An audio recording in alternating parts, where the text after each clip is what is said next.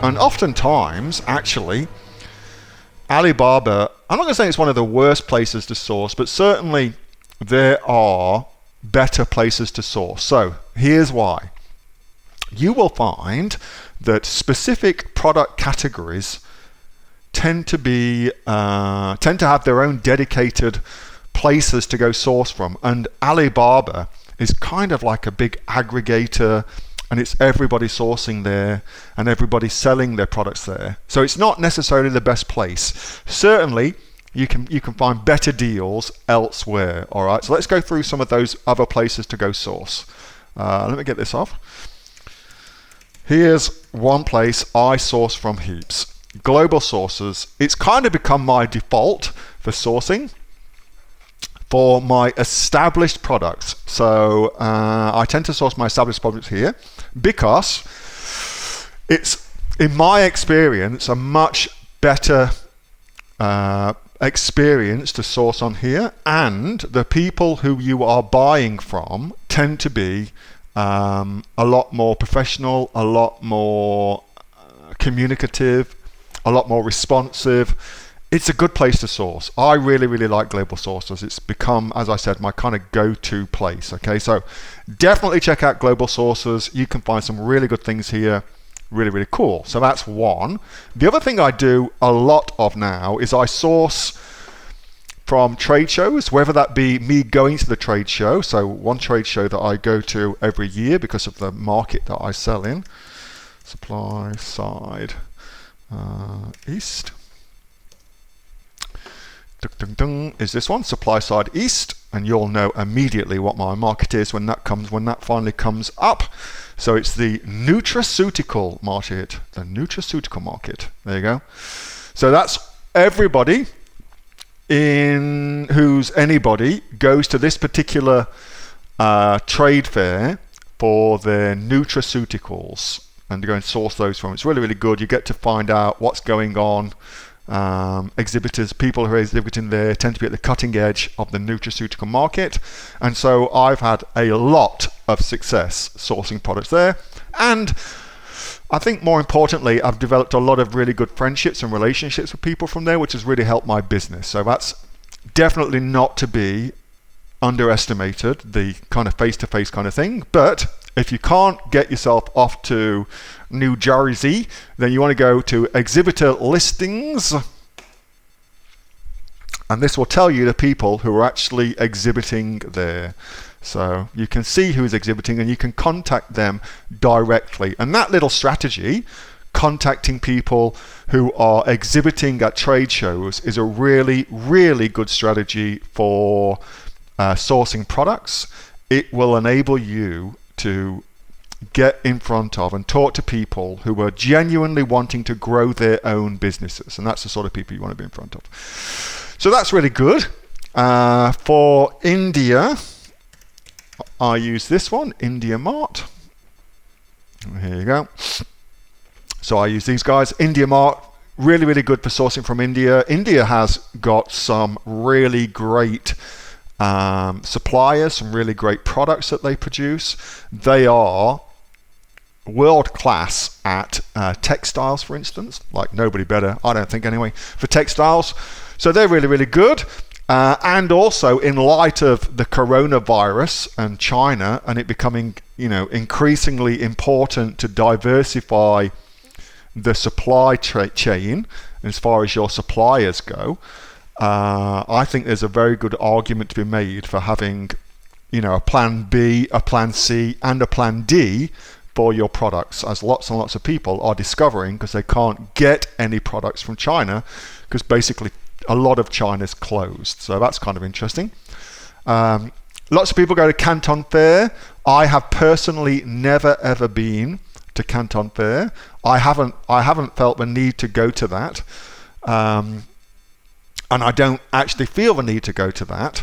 However, I think if I was going to go to China, I'd be more tempted to go to the Yiwu markets and going to do there. That's probably where I'd be more tempted to go to, the Yiwu markets, and go and source my products from there. Because you're buying at China prices. So what I would do is I would hire somebody to come with me who could speak Chinese, obviously, could translate, and I'd go sourcing at the Yiwu marketplaces. So if I was going to go anywhere, I'd go do that. If you don't want to go to Yiwu markets, but you still want to buy at China prices, then what you want to do is go to 16888.com.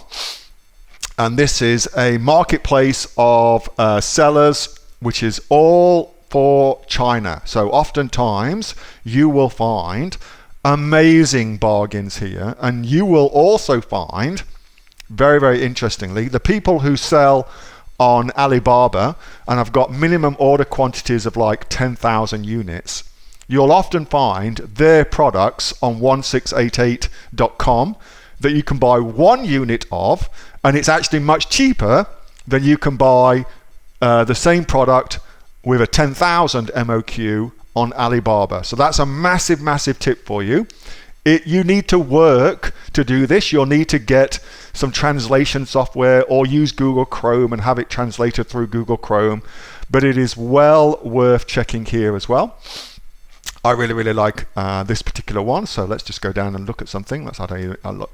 Tools. God only knows what the hell that is. Normally when I do this, I'm on Firefox now. Normally I use Google Chrome and it auto-translates things, okay? So that's kind of what I normally do. But you'll be able to see, hopefully, he says. Let's go and look at a orbital sander. I'm going to see how much if we can find one of them. Read Gift Fair as well. Somebody's saying, John Kitchen saying Read Gift Fair. That's on at the moment in Melbourne. So that's 135 yuan. How much is that in Aussie dollars? Can somebody convert that into Aussie dollars for us? 135 yuan. And look, you buy those sanding papers for 0.1 of a yuan. Hope that makes sense. 27 Aussie dollars. There you go. Thanks so much, Susie. So 135 yuan, 27 Aussie dollars, and you can buy 1 at a time for an orbital sander, for instance. I've got no idea if that's good or bad. I've got no bloody idea. But I have found it really, really good. So last one I'm going to show you as well is something that John's just mentioned. Read Gift Fair. Very, very good place to go sourcing. Here you go. Read Gift Fairs. Go and look at those two. One's in Melbourne. Don't go there because you have to go to Melbourne to go there. So obviously you don't want to do that. Go to the Sydney one. It's much better. In actuality, though, apparently the Melbourne one is actually better than the Sydney one. So don't tell the people in Melbourne that, but apparently that's the case. So if you go to the exhibitors, you'll be able to see the exhibitors listings and go and check out who's actually exhibiting there, and you can go and check those up directly. Okay, you can go and follow them up directly. Go do that. So have a bit of a look-see around, and you'll find them on there. All right, so that's heaps of ideas for sourcing products outside of Alibaba. Hope that helps. Hey, thanks so much for watching that video, and I hope that you got some massive value from it. Before you go, do you live in Australia? If you do, this is for you. Would you like to learn how to sell things on Amazon here in Australia? Would you like to know what sells really, really well and what sells for the maximum amount of profit? Would you like to know where you can source those products from, whether that be in China or here in Australia, and how to source them so you pay bottom dollar and get maximum value for what you're doing? If you do, please subscribe to my channel and like this video, and you'll learn that and much more. It's the exact same information that people like Jeff from New South Wales have used to make $45,000 a month on Amazon, that Sue, who's from the sunny coast, has used to purchase herself a brand spankly BMW every single year as a result of her e-commerce business, and the lovely Kate from Bowral in New South Wales has used to make $32,000 a year on a month, not a year, a month on Amazon, and indeed Anthony, who makes $15,000 a month on Amazon, selling, as he puts it, odds and sods. If you'd like to learn the exact same information that they use to maximize their profits for their Amazon businesses, subscribe to this video, like my channel, post below if you want me to teach you something. Okay, I'm out of here. Speak to you soon. Bye. Subscribe. Do it now.